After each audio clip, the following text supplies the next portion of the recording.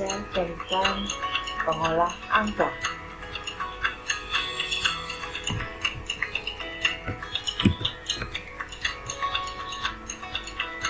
Anak-anak, ini adalah kompetensi pembelajaran yang akan kita pelajari hari ini. Yang pertama yaitu merancang dan membuat sebuah lembar kerja yang mengandung data, rumus, dan hasil pemakaian beberapa fungsi untuk menyelesaikan suatu kasus. Yang kedua, menginterpretasi data dari sebuah lembar kerja.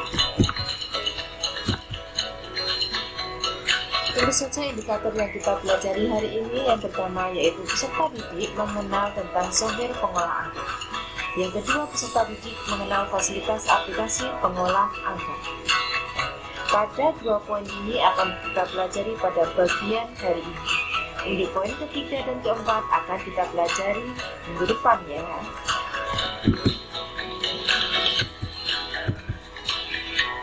Oke anak-anak, sebelum kita memulai pembelajaran, marilah kita berdoa kepada Allah. Karena Allah, kita bisa berada di sini dalam keadaan sehat walafiat dan kita bisa belajar lebih banyak lagi. Berdoa mulai. A'udzubillahi minasyaitonirrajim. Bismillahirrahmanirrahim. Rabbi zidni ilma warzuqni fahma waj'alni minas sholihin. Ya Allah, tambahkanlah aku ilmu dan berikanlah aku kemampuan untuk memahaminya, dan jadikanlah aku termasuk golongan orang-orang yang saleh. Amin, amin, ya rabbal alamin. Anak-anak, pada kesempatan kita hari ini kita akan belajar tentang pengolah angka atau yang sering disebut dengan spreadsheet. Karena dapat mensimulasikan suatu lembar kerja, aplikasi ini menampilkan sejumlah sel yang bersatu membentuk graf yang terdiri atas kolom dan baris. Ini adalah beberapa contoh perangkat lunak pengolah angka atau software spreadsheet. Di antaranya adalah Microsoft Excel yang biasa kita gunakan pada sistem operasi Windows. Kemudian ada juga Open Office Orchard. Dia biasanya digunakan pada sistem operasi Linux. Kemudian ada contoh lagi yaitu Casprint, Genome atau Genumeric, Lotus 123, dan Office 365 Excel, dan Office Online atau Office Online ya. Anak-anak, tetapi pada kesempatan ini dalam pembelajaran ini kita akan mengupas tentang pembelajaran pengolah angka menggunakan software Microsoft Excel. Ini adalah tampilan pertama kali pada waktu kita membuka aplikasi software pengolah angka Microsoft Excel. Bisa kita lihat pada tampilannya, yaitu di situ ada beberapa menu bar. Nah, ada menu barnya ya, terdiri dari file, home, insert, pack layout, formula, data, review, dan view. Kemudian ada yang disebut dengan quick access toolbar atau yang di sebelah atas sendiri, sebelah kiri. Ada yang disebut dengan title bar, di mana pada waktu kita pertama kali membuka Microsoft Excel maka akan muncul di title bar adalah book 1. Itu bertandakan bahwa file kita belum tersimpan. Jika file kita sudah tersimpan dan kita menggunakan nama yang baru, maka dia akan berganti dengan file dengan nama yang kita masukkan. Kemudian ini ada yang disebut dengan ukuran toolbar atau ukuran tombol ya. Digunakan X, lambang X digunakan untuk close, kemudian digunakan untuk maksimal, kemudian ini adalah minimize, maksimal dan minimize ya, untuk memperbesarkan dan untuk memperkecil tampilan. Kemudian ini bisa dilihat anak-anak, di sini ada formula bar di mana tempat kita nanti memasukkan atau mengisi sel yang aktif, mengisi selnya dengan rumus-rumus maupun dengan kalimat ataupun kata di sini. Kemudian ada name book untuk memberi nama sel ya di sini. Kemudian ada toolbar yang berisi dengan fasilitas-fasilitas yang ada pada Microsoft Excel. Ada scroll vertikal, kemudian ada worksheet, ada workbook, ada status bar, dan sudah ada dokumen area.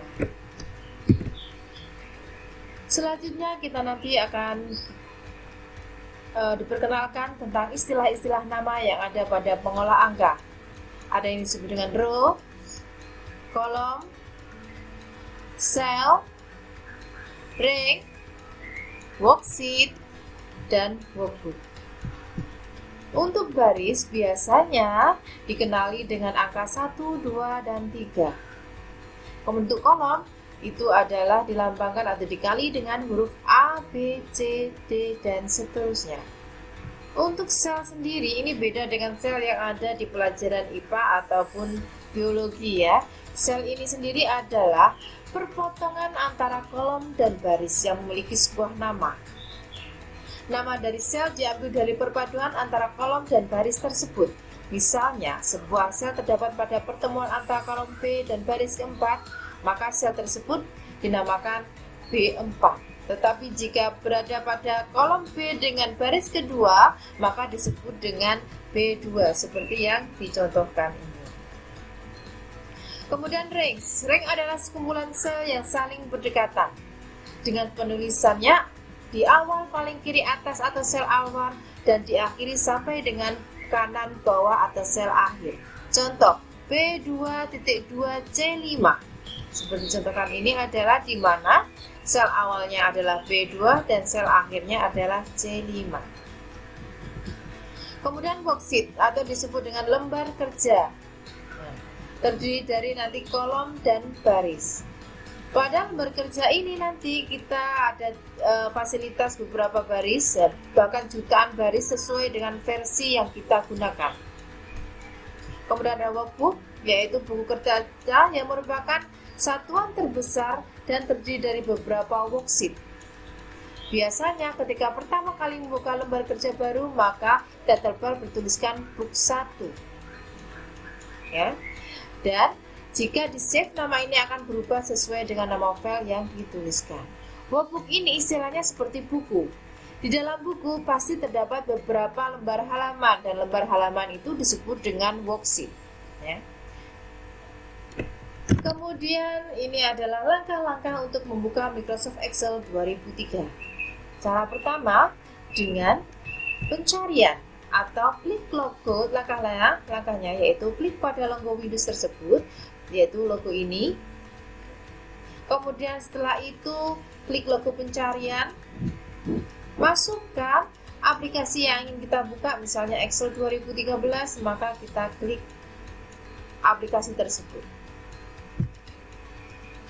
Kalau kita membuka dengan Windows 7, maka klik Start pada toolbar, klik All Program, Microsoft Office 2013, kemudian klik Excel 2013. Setelah kita buka tampilan tadi sudah muncul Microsoft Excel, ada beberapa menu yang bisa gunakan untuk mengaktifkan atau membuka tab Home, Insert, Pack Layout, Formula, Data, Review, View, dan Development. Kombinasi keyboard ini, tombol keyboard ini disebut dengan shortcut ya, bisa kita pelajari. Tab File. Tab File berisi tentang info, new, open, save, save as, print, share, export, dan close.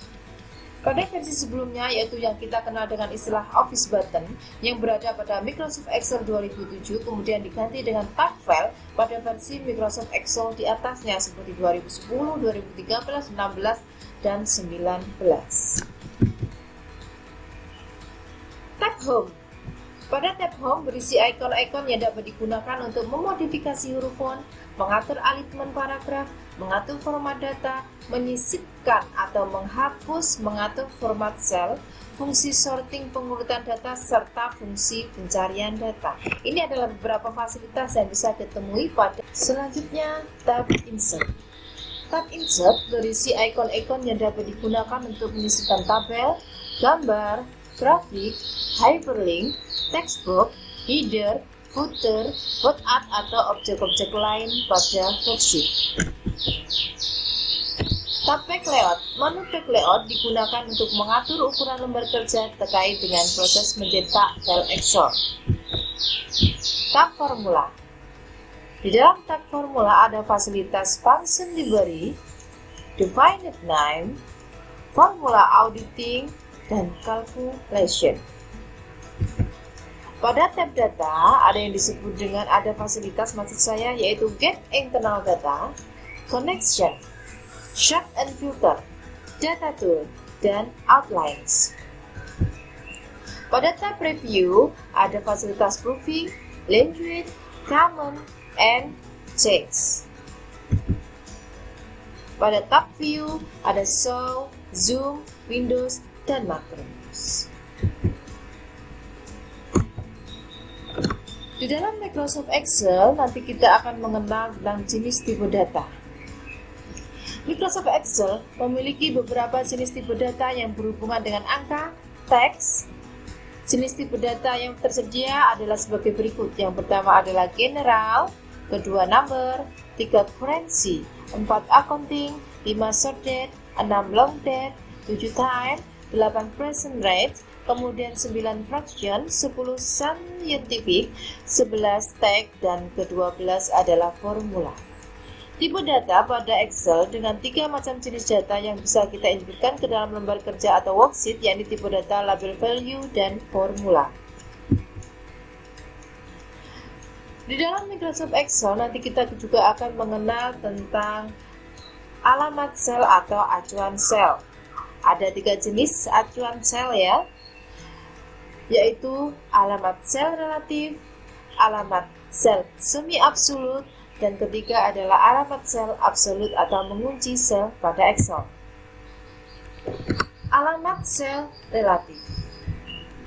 Alamat sel relatif Excel adalah alamat sel yang berubah-ubah sesuai dengan letaknya, sehingga alamat sel akan berubah jika di-copy ke sel lainnya.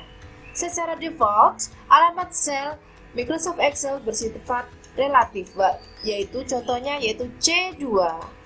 Nah, C2 seperti ini, A2 ditambah B2 misalnya pada C2. Ini contohnya.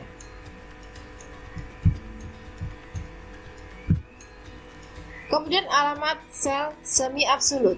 Alamat semi absolut adalah alamat sel yang bersifat absolut di satu pembentuknya saja, baik pada kolom ataupun barisnya. Bisa dicontohkan, salah satu contohnya adalah jika ada sebuah sel A2 di mana kolom A dan baris 2, salah satu saja akan ditambah huruf atau huruf dolar atau absolut, semi absolut salah satu saja, yaitu misalnya A kemudian lambang dolar kemudian 2, ataupun di depan A-nya.